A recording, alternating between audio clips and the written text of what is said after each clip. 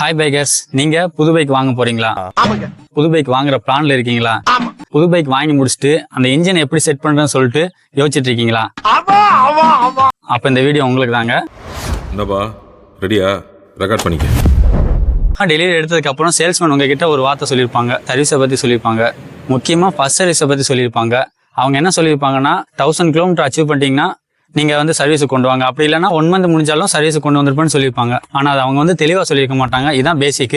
இதை சொல்லி விட்டுருவாங்க. நம்ம என்ன நினைப்போம், நம்ம 1 மாசம் முடிகிற வரைக்கும் வெயிட் பண்ணுவோம். அப்படி இல்லையா 1000 கிலோமீட்டர் ஓட்டி முடிச்சதுக்கு அப்புறம் கொண்டு வந்துடலாம் சொல்லிட்டு அதையே மைண்ட்ல வச்சுட்டு நம்ம பைக் ஓட்டிட்டு இருப்போம். அதுல இருக்கிற ஒரு மைனஸ் பாயிண்ட் என்னன்னா, அவங்க தெளிவா சொல்லாம விட்டது. ஸோ அதை பத்தி தான் இந்த வீடியோல நம்ம பார்க்க போறோம். Hi MTS, welcome back to MT Kathir. நான் கதிர்.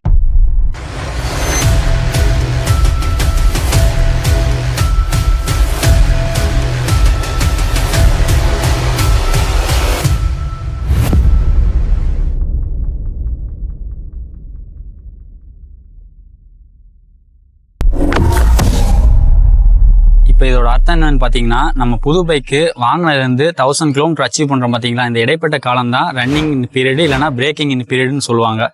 ஸோ இதில் பொதுவாக ஒரு பைக் 350லேருந்து 500 கிலோமீட்டர் வரை இந்த ரன்னிங் பீரியட் இருக்கும்.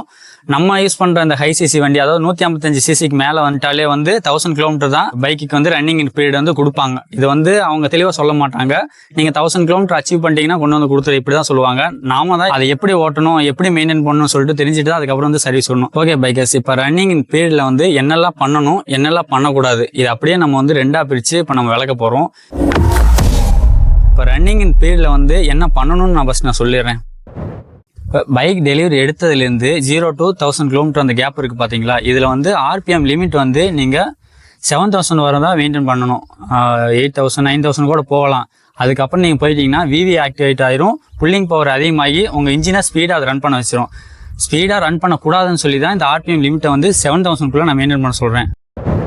அதே மாதிரி ஸ்பீட் லிமிட் பார்த்தீங்கன்னா 40லேருந்து சில டயத்தில் 90 கூட நீங்கள் ஓட்டலாம். ஆனால் 100 120 கண்டிப்பாக ஓட்டிடாதீங்க, அது ஓவர் ஸ்பீடை கொடுக்கும். ஸோ நீங்கள் ஸ்லோவாக போனீங்கன்னா அந்த கியருக்கு ஏற்றாப்புல 40ல் போங்க, இல்லைன்னா 50ல் போங்க, 60ல் போங்க, 70 80 இந்த மாதிரி மாற்றி நீங்கள் இப்போ ஓட்டணும். நான் VVயை பற்றி சொன்னேன் பார்த்தீங்களா, அது Yamaha பைக்ஸ்க்கு மட்டும்தான் பொருந்தும். ஆனால் அது போக இந்த RPM லிமிட், ஸ்பீட் லிமிட் எல்லா வண்டிக்குமே தான். ஏன்னா Yamaha பைக்கில் மட்டும்தான் இந்த VVA லிமிட் இந்த 7000 மேலே போனால் அது காட்டும். அது நான் என் வண்டி Yamahaன்றனால அதை சொல்கிறேன். ஸோ மற்ற பைக்ஸ்க்கு நீங்கள் RPM 5000லேருந்து 7000 வரையும் லிமிட் பார்த்துங்க, மாற்றி ஓட்டுற மாதிரி பார்த்துங்க. ஸ்பீட் லிமிட் அதே மாதிரி தான் 40லேருந்து 60 70 வரைக்கும் கூட ஓட்டுங்க. அதிகபட்சம் போனீங்கன்னா 80 வரைக்கும் ஓட்டுங்க. என்னோட சஜஷன் 80 தான். அதுக்கு மேலே நீங்கள் ஓட்டிடாதீங்க. இதுவே மாற்றி ஓட்டுங்க. ஸ்பீட் லிமிட்டும் இந்த RPM லிமிட்டும் நம்ம ஏன் மேனேஜ் பண்ணி அதை கண்ட்ரோலில் ஓட்டணும்னு நான் எதுக்கு சொல்கிறேன்னா, அது காரணம் நம்ம இன்ஜின் செட் பண்ணுறதுக்கு தான். ஸோ இன்ஜினை எப்படி நம்ம செட் பண்ணுறது இப்போ பார்ப்போம். நம்ம புது பைக்கோட இன்ஜின் புதுசாக தானே இருக்கும். அந்த இன்ஜினை மேனுஃபேக்சர் பண்ணுறப்ப அந்த இன்ஜின்குள்ளே இருக்கிற அந்த ரிங்ஸு மெட்டீரியல் எல்லாமே ரொம்ப ஷார்ப்பாகவும் புதுசாக இருக்கும். அது பில்ட் பண்ணுறப்ப ஒன்னோட ஒன்று உரசி அயன் டஸ்ட் பார்ட்டிகல்ஸ் ஃபார்ம் ஆகும் உள்ளுக்குள்ளே. அது போக இந்த இன்ஜினை அவங்க எல்லாமே பண்ணி முடிச்சதுக்கப்புறம் அந்த இன்ஜினை டெஸ்டிங் விடுவாங்க, ரன் பண்ணுவாங்க. இப்போவும் அதோட இன்ஜின் ரன் ஆகி அதில் இருக்கிற ஸ்பார்ட்டிகல்ஸ் ரொம்ப அதிகமாகி டஸ்ட் ஆகி ஃபார்ம் ஆகி இருக்கும். அது நம்ம நார்மலாக கண்ணில் பார்த்தா தெரியாது, ரொம்ப சின்னதாக இருக்கும், மண்ணு மாதிரி. அவங்க யூஸ் பண்ணுற ஆயில் ரொம்ப மட்டமான ஆயில்னு சொல்ல முடியாது. டெஸ்டிங் கோசம் யூஸ் பண்ணுற ஒரு நார்மல் ஆயில் தான், இன்ஜின் ஆயில் தான். நம்ம இப்போ வெளியில் வாங்கி போகிற இன்ஜின் ஆயில் மாதிரி அது இருக்காது. ஸோ அதோட இன்ஜின் ஆயில் தான் அதில் அப்படியே இருக்கும். அப்படியே தான் நம்மளும் டெலிவரி எடுக்கிறோம். நம்மளும் 1000 கிலோமீட்டர் வரைக்கும் அப்படியே தான் ஓட்டுறோம். ஸோ அந்த இன்ஜின் ஆயில் மாற்றாமல் அப்படியே ஓட்டுறதுனால தான் அந்த ஸ்பீட் லிமிட்டை நம்ம கரெக்டாக பார்த்து ஓட்டுறோம்னு சொல்கிறது. எத்தனால் அதிகமா மிக்ஸ் பண்ணிருப்பாங்க. எதனால அப்படின்னா, அதுல இருக்க பேஸ்ட் யூஸ் பண்றது, அந்த ரஸ்ட் எக்ஸ்ட்ரா ப்ரெஷர் எல்லாம் இருந்துச்சுன்னா அது வழியா அதை அரிச்சிட்டு வந்துடும். அதுலயே நம்ம 1000 கிலோமீட்டர் தாண்டி ஓட்டுறோம் அப்படின்னா ஓவரா ஹீட் ஆக ஆரம்பிக்கும் வண்டி. அப்ப நிறைய ஜாமான்லாம் அதிகமா தேய்மானம். இப்ப நான் ஒரு ஜாமா மாட்டுறேன், இப்ப ஜாமா மாட்டுறப்ப லைட்டா அதுல ஒரு பிசர் ஏதாவது தூக்கிட்டு நிற்பா, அதெல்லாம் வரணும். ஆயிலோட டென்சிட்டியை பொறுத்த வரைக்கும் அது கொலம் தான் இருக்கும், தண்ணி மாதிரி இருக்காது. இப்ப எத்தனால் மிக்ஸ் பண்ணாதான் தண்ணி மாதிரி மாறும். ஆயில் ஸ்ட்ரெயினர்ல எல்லா வண்டியிலுமே ஆயில் ஸ்ட்ரெயினர் வச்சிருப்பாங்க. ஸ்ட்ரெயினர்ல ஃபில்டர் பண்ணி தான் ஹெட்டுக்கு அனுப்பும். ஏன்னா ஹெட்ல பிசரோட போச்சுன்னா வண்டி சீஸ் ஆயிடும். ஸோ ஓகே, இப்போ அடுத்த பாயிண்ட் என்னன்னு பார்த்தீங்கன்னா, பைக்கோட வார்ம் அப் தான். ரொம்ப ரொம்ப ரொம்ப ரொம்ப முக்கியமான விஷயம் பார்த்தீங்கன்னா இந்த வார்ம் அப் பண்ணுறதான். இது எப்படி பண்ணுறது பார்த்தீங்கன்னா, நீங்கள் நைட்டு வண்டியை நிப்பாட்டி வச்சுருப்பீங்க. காலையில் எழுந்திரிச்சு நீங்கள் ஸ்டார்ட் பண்ணும்போது ஒரு ஆர்பிஎம் லெவல் வந்து வழக்கத்துக்கு மாற கொஞ்சம் ஸ்பீடாக ஓடும். நீங்கள் அதை கவனிச்சிருப்பீங்க. அதுக்கு பேர் தான் வார்ம் அப். சில பேர் அது கூட டைம் கொடுக்காம அப்படியே எடுத்து ஓட்டுவாங்க. அது அந்த தப்பு மட்டும் எப்பயுமே பண்ணவே பண்ணாதீங்க. அது வந்து ஒரு 30 செகண்டு இல்லைன்னா ஒரு 60 செகண்ட் வரைக்கும் தான் அந்த வார்ம் அப் எடுத்துக்கும். இதை வெயிட் பண்ணி நீங்கள் வண்டி நீங்கள் எடுத்துகிட்டு போனாலுமே வண்டி ரொம்ப ஹெல்த்தியாக இருக்கும். இந்த வார்ம் அப்பே நம்ம எதுக்கு பண்ணணும்னா பேட்டரி லைஃப் வந்து இன்க்ரீஸ் பண்ணுறதான். பேட்டரி தான் ரொம்ப முக்கியமான ஒரு விஷயம். ஏன்னா இதில் கிக் இருக்காது. நீங்கள் நல்லா தெரிஞ்சுங்க. செல்ஃப் ஸ்டார்டிங் மாதிரி தான் இருக்கும். பேட்டரி ஒரு முக்கியமான ஒரு அங்கமாக இருக்குது பைக்கில். அதை வந்து ஹெல்த்தியாக பார்த்துக்கணுன்னா கண்டிப்பாக இந்த வார்ம் அப் மெத்தட் நீங்கள் யூஸ் பண்ணியே ஆகணும். நெக்ஸ்ட் பாயிண்ட் என்னன்னு பார்த்தீங்கன்னா, நம்ம சர்வீஸ் விடுறப்பெல்லாம் நம்ம மஸ்ட்டாக கவனிக்க வேண்டியது என்ன தெரியுமா? இன்ஜின் ஆயில் கரெக்டாக மாற்றிருக்காங்களா, ப்ராப்பராக புது ஆயில் தான் யூஸ் பண்ணியிருக்காங்களா பார்க்கணும். அதை விட இன்னொரு மஸ்டான விஷயம், ஆயில் ஃபில்டர் மாற்றிருக்காங்களான்னு பார்க்கணும். ஏன்னா இன்ஜின் ஆயில் கூட மாற்றிடுவாங்க. இந்த ஆயில் ஃபில்டர் வந்து கொஞ்சம் நல்லா இருந்துச்சுன்னா மாற்றாம விட்டுருவாங்க. அதை நீங்கள் பார்த்து நல்லா இருந்தாலுமே நல்லா இல்லாமலும் ஒவ்வொரு சர்வீஸுக்கும் கம்பல்சரி இன்ஜின் ஆயிலையும் இன்ஜின் ஆயில் ஃபில்டரையும் கம்பல்சரி மாற்றிங்க. அது வந்து நல்லது. ரன்னிங் பீரியட்ல என்னெல்லாம் பண்ணணும்னு பார்த்துட்டோம். இப்போ என்னெல்லாம் பண்ணக்கூடாதுன்னு சொல்லி பார்க்க போகிறோம். அதில் ஃபஸ்ட்டு முக்கியமாக பார்க்குறது வந்து ஹில்ஸில் ஓட்டுறது. இப்போ நிறைய பேர் வந்து புது வண்டி எடுத்த உடனே வந்து ட்ரிப்பு போவாங்க. ட்ரிப் ஓடுறதுல வந்து ஹில்ஸில் நிறைய பேர் ஓட்டுறவங்களும் இருக்காங்க. அப்படி ஹில்ஸில் ஓட்டும்போது என்னென்னா வண்டிக்கு ரொம்ப அழுத்தத்தை கொடுக்கறதுனால ப்ராப்பராக இன்ஜின் செட் பண்ண முடியாது. ஸோ அது ஒரு மெயின் பாயிண்டாக இருக்குது. செகண்ட் பாயிண்ட் என்னென்னா லாங் டிரைவ். முக்கியமான பாயிண்ட் இது லாங் டிரைவ் தான். நிறைய பேர் சொல்லியிருப்பாங்க அந்த லாங் டிரைவ் போகிறப்ப வந்து டக்குன்னு 1000 கிலோமீட்டர் அச்சீவ் பண்ணிடலாம், இன்ஜினை செட் பண்ணிடலாம் சொல்லிட்டு. அது ரொம்ப ரொம்ப தப்பு.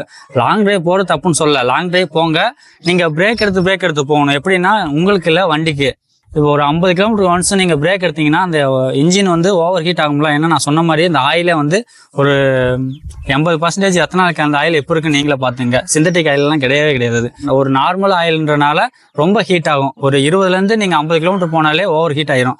அப்போ வந்து நீங்கள் ஒன்ஸ் பிரேக் எடுத்தால் தான் அந்த இன்ஜின் வந்து கூல் ஆகும். அதுக்கப்புறம் நீங்கள் ஒரு 50 கிலோமீட்டர் இப்படியே நீங்கள் ஒரு 1000 கிலோமீட்டர் ஓட்டுறதுக்கு ரெடினா நீங்கள் தாராளமாக லாங் டிரைவ் போகலாம். என்ன ப்ரோ சொல்கிறீங்க? இப்போ ஹில்ஸில் ஓட்டக்கூடாதுன்னா இப்போ கொடைக்கானல், ஊட்டி, மூணார் அங்கெல்லாம் வந்து புது வண்டி எடுத்தால் எப்படி நாங்கள் அதை செட் பண்ணுறது?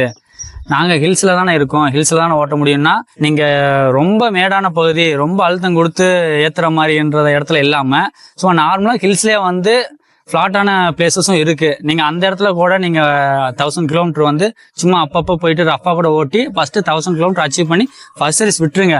அதுக்கப்புறம் நீங்கள் வந்து ஹில்ஸில் எப்படி வேணால் நீங்கள் போட்டு தட்டி எரிஞ்சிக்கலாம். அது வேறு விஷயம். விரட்டாம எதுக்கு ஓட்ட சொல்றோம்னா பொருட்கள் எல்லாமே உள்ள புது ஜாமானா இருக்கும். அது புது ஜாமானா வந்து ஒரு ஈக்குவலா தேய்மானம் ஆகணும். நம்ம போட்டு எல்லாம் ரப்படி அடிச்சோம்னா தேய்மானங்கிறது சீக்கிரம் ஆயிடும். அப்படிங்கிறப்ப உங்க வண்டியோட பெர்ஃபார்மன்ஸ் கம்மியாகும், மைலேஜ் கம்மியாகும். அது ஆகாம இருக்கிறதுக்காக தான் மெதுவா ஓட்ட சொல்றது. ரெண்டாவது வந்து என்னன்னா, இன்கேஸ் வந்து இன்ஜின்ல ஏதாவது ஒரு கம்ப்ளைண்ட் இருக்கு அப்படின்னா அது நீங்க வேகமா ஓட்டிக்கிட்டே இருந்தீங்கன்னா அது சீக்கிரம் போயிடும். எதனால இந்த கம்ப்ளைண்ட் வந்திருக்கு அப்படிங்கிறது நம்மளால தெரிஞ்சுக்க முடியாது. ஏன்னா நீங்க வேகமா ஓட்டினீங்கன்னா ஒரு பொருள்னால 2 பொருள் உடையும். அந்த ஒரு பொருள் என்னங்கிறது நமக்கு தெரியாதுல்ல. ரொம்ப ரஷ்ஷாக ரொம்ப இன்ஜினுக்கு அழுத்தத்தை கொடுக்காதீங்க. ரொம்ப வண்டியை வந்து ஸ்ட்ரெயின் பண்ணி ஓட்டாதீங்க. அதுக்கப்புறம் இன்ஜின் செட் ஆகாது.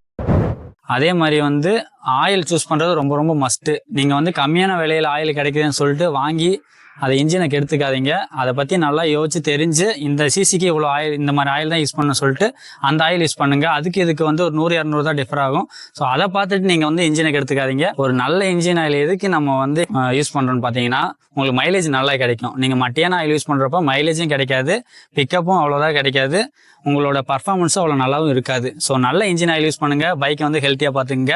ஸோ இதே மாதிரி யூஸ்ஃபுல்லான வீடியோஸ் பார்க்கணுன்னா நம்ம எம்டி கதிரை சப்ஸ்கிரைப் பண்ணி வச்சுக்கோங்க. நான் இன்னுமே பல வீடியோஸ் மேக் பண்ணி உங்களுக்காக நான் போடுறேன். ஓகே எம்டிஎஸ், இப்போ வந்து ரன்னிங் இன் பீரியடை பற்றி நான் உங்களுக்கு எனக்கு தெரிஞ்சதை நான் சொல்லிட்டேன். ஏன்னா நான் ஆல்ரெடி யமகாவில் வேலை பார்த்தனால எக்ஸ்பீரியன்ஸ் வச்சு நான் சொல்கிறேன்.